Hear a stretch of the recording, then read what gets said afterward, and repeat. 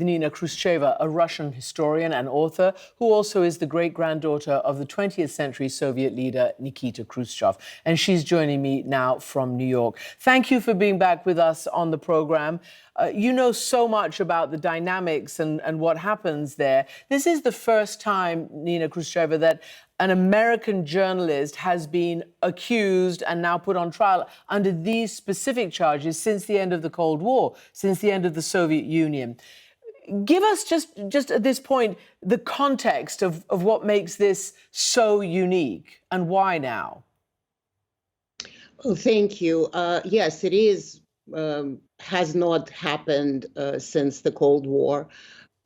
Unique. It's the beginning of the process of complete animosity because it's 15 months, so it's not really unique at this point. It is 20 years in prison. He's facing 20 years in prison. I don't want to predict, but I would imagine that Evan Gershkovich may get 20 or even more just because he needs to be a very valuable person to potentially get exchanged. And so he would be as much prosecuted as possible.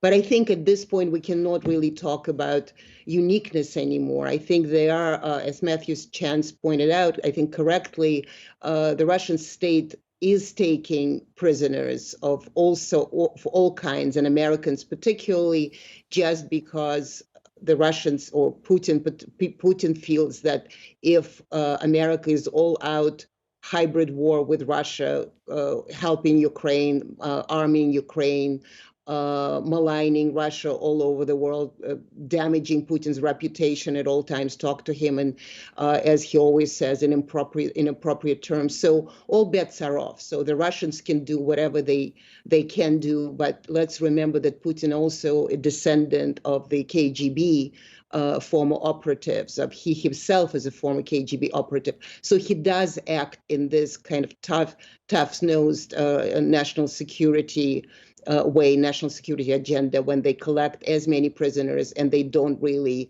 they're not apologetic for that in any way possible.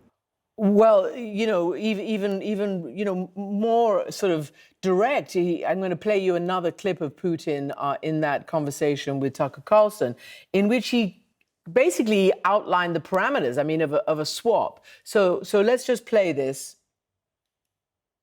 There is an ongoing dialogue between the special services. This has to be resolved in a calm, responsible, and professional manner. They are keeping in touch, so let them do their work. I do not rule out that the person you refer to, Mr. Gershkovich, may return to his motherland. By the end of the day, it does not make any sense to keep him in prison in Russia.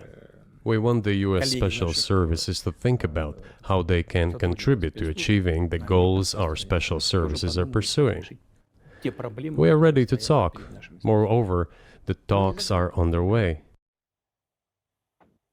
Nina Khrushcheva, there's just no doubt. He's just laying it out. This is a bargaining chip, as we've all said. Now, he also, Putin, implied that the person they want back in return for Gershkovich is Vadim Kraskov, an FSB operative who is serving a life sentence in Germany for having been convicted of killing a Chechen emigre. That was back in 2019. Do you know anything about this fellow? I mean, is he the worst of the worst? Why would Putin be holding Evan, a very highly valuable American, for this person? Well, and Vadim Krasikov has been mentioned numerous times, and Putin himself talked about him and Putin he said that Krasikov is a hero because he was avenging the motherland, he was avenging Russia, and that person, that Chechen emigre who he killed, was the one who was going with tanks over the Russian bodies during the war in Chechnya. So he was one of those Islamic fundamentalists that, of course, were supposed to bringing harm to the Russian land. So Putin was quite explicit about that Krasikov is a hero, and if America wants Gershkovich back, they really need to discuss it with Germany. And we know they did. In fact, when Alexei Navalny whom you and I spoke a lot about his death and his life, when there was information that Alexei Navalny perhaps could be exchanged. Krasikov was also mentioned, and when Navalny died in February, then apparently the conversation sort of stopped. But I think Krasikov will come out.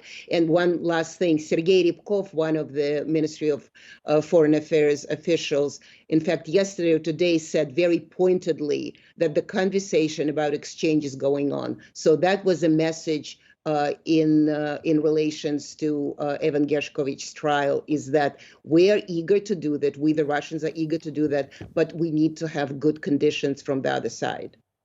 In the meantime, they're going through with this process, and Gershkovich, who is not going to be seen, we understand, it's now in secret, can't get American consular officials into the court, can't get family or others in, certainly not his own bosses. What is it going to look like, do you think? Because the statistics show that there doesn't seem to be a presumption of innocence in a Russian trial, unlike in the West, and that there's a 99% conviction rate, according to certain figures. What do you think this process will look like? Well, I mean, it's a closed process because it's an espionage case, and we see more and more that Russian trials are being closed, not even espionage, just any trial they can close, saying that those who accuse those who accuse the criminals, the technically criminals, they're being threatened because they speak the truth. So they can do anything. I mean, there is really no legal system in Russia. So that's not even an understatement. There's just no such thing. It is a closed trial. We don't know how long it will last. We don't know what the decisions would be. I would think that Gershkovich is going to get as much prison sentence as possible, because that would make him even more of a valuable target. So I cannot really not know what's going to be, but it's going to be tough precisely because it is a message to the Americans. And because this one is directed at the Americans, it's slightly different than the other broader crackdown on dissent that seems to, well, that is going on in Russia, particularly since the war. I want to ask you to respond and to talk about yet another first of its kind since the collapse of the Soviet Union, and that is the arrest and trial of two women who are in theater, the director and the playwright, of a popular play that apparently was approved by all the authorities, that was on stage and I think got an award before the war started. And now these two women have been rounded up. They're in jail for the better part of a year. What is that about?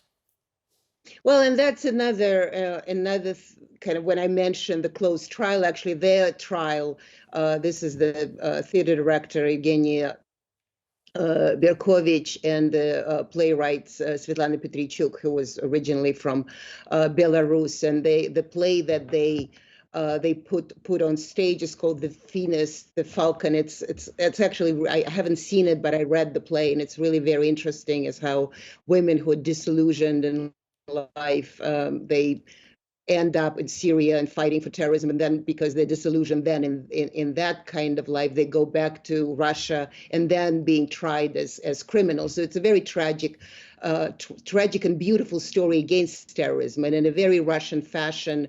They got 2 awards, very, very popular awards called the Golden Mask Awards. This play was read in prison and female prisons all over Russia, because it was supposed to prevent this kind of terrorist or disillusioned actions out of spite to the state.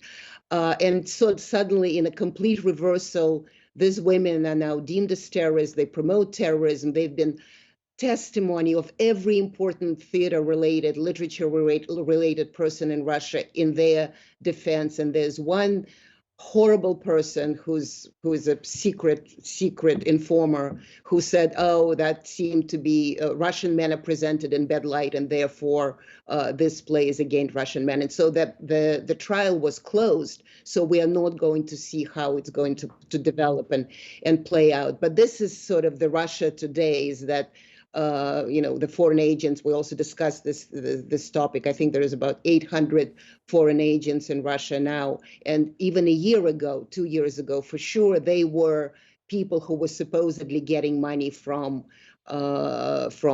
Western states and potentially maligned Putin. Now it's anybody who disagrees with Putin. So it is going to increase. As long as Putin stays in power, the more totalitarian state it's going to become. Well, you've wrapped that up very cleanly and clearly for us all. So on the one hand, this crackdown on dissent and creeping totalitarianism, and on the other hand, our colleague Evan is a political pawn in a cynical game of swapping operatives. Nina Khrushcheva, thank you so much indeed for joining us.